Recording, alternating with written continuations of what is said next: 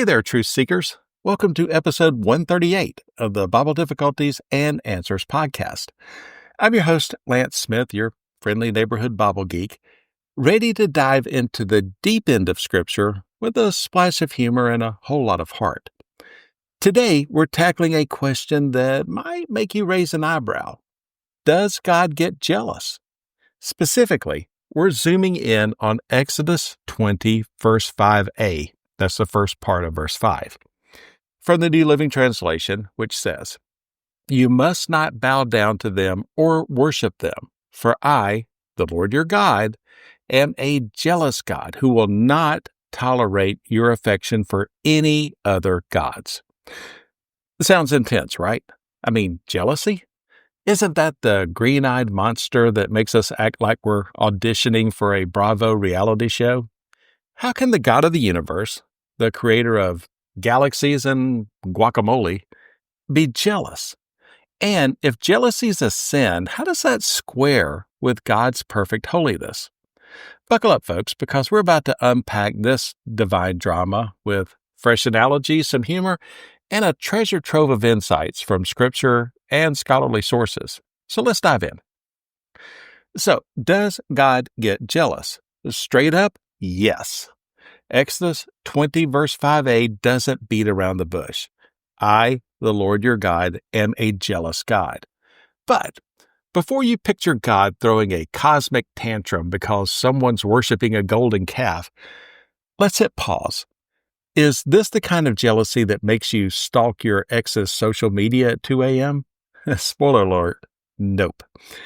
This is where we need to dig into the Hebrew and the context, because God's jealousy isn't about petty envy.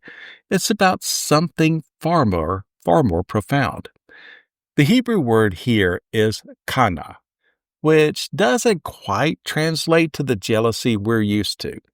It's more like a fiery, passionate zeal for something that's rightfully yours. Think of it like this. Imagine you're married, and your spouse starts writing love letters to someone else. You're not jealous because you want their new fling's charm. You're jealous because your spouse's love belongs to you. That's the vibe of God's jealousy. It's not about wanting what someone else has. It's about protecting what's His, our worship, our loyalty, our hearts. As Karatu Ndingu Eliazar points out, in his article, Demystifying the Jealousy of God, this jealousy is an admirable attribute of God that reflects His intense desire to preserve His covenant relationship with His people. It's not about God being insecure. It's about Him being fiercely committed to us, like a parent guarding their kids from a bad influence, or in this case, from idols that promise everything but deliver nothing. Let's set the scene. Exodus 20 is the moment God delivers the Ten Commandments to Israel, fresh off their epic escape from Egypt. This is the second commandment, hot on the heels of, "You shall have no other gods before me." God's laying down the ground rules for His covenant with Israel. And it's like He's saying, look, I'm your God. I bought you out of slavery, parted the Red Sea, and gave you manna from heaven. Can we agree to keep this relationship exclusive? The article from GotQuestions.org nails it. God's jealousy is tied to His covenant love, like a marriage vow. In the Bible, God often compares His relationship with Israel to a marriage. Check out Hosea 2, 19-20. Worshipping other gods? That's spiritual cheating, plain and simple. It's not just a betrayal, it's a one-way ticket to spiritual ruin. As Deuteronomy 4:24 puts it, "The Lord your God is a devouring fire. He is a jealous God." That's not God being dramatic. It's Him warning us that chasing idols is like chasing a mirage in the desert. You end up empty and lost. Here's a fun analogy. Imagine you're at an all-you-can-eat buffet, and instead of loading up on the prime rib and mashed potatoes, you fill your plate with stale crackers from the clearance aisle. That's what idolatry does. It trades the ultimate for the underwhelming. God's jealousy is Him saying, "Hey, I'm the prime rib. Don't settle for crackers." He's not jealous because He needs our worship to feel good about Himself. He's jealous because He knows anything less than Him will leave us starving. Ever swapped prime rib for crackers in your life?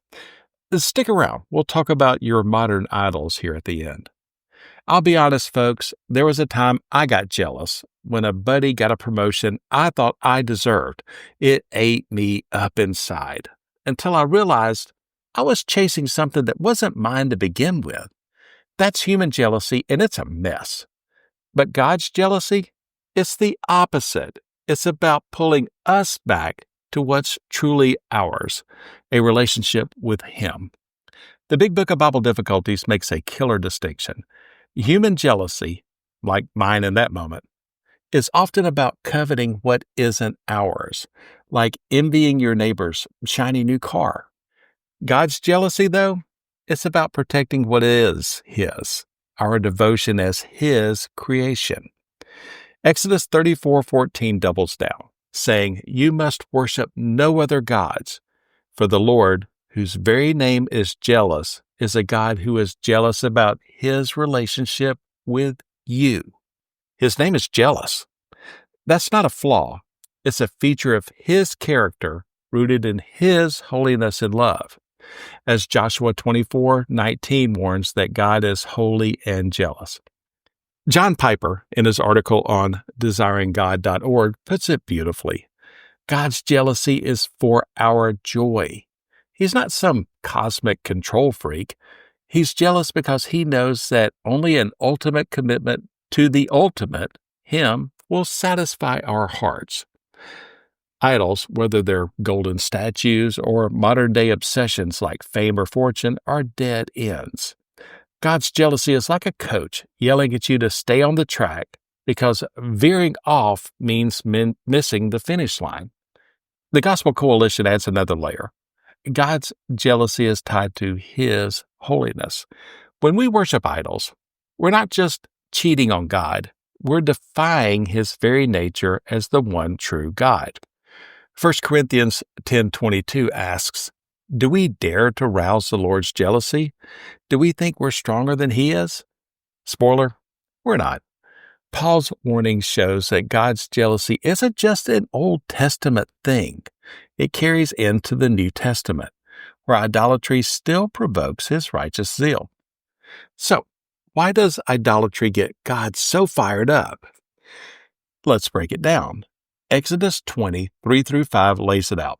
No other gods, no idols, no bowing down to them. Why? Because God's jealous.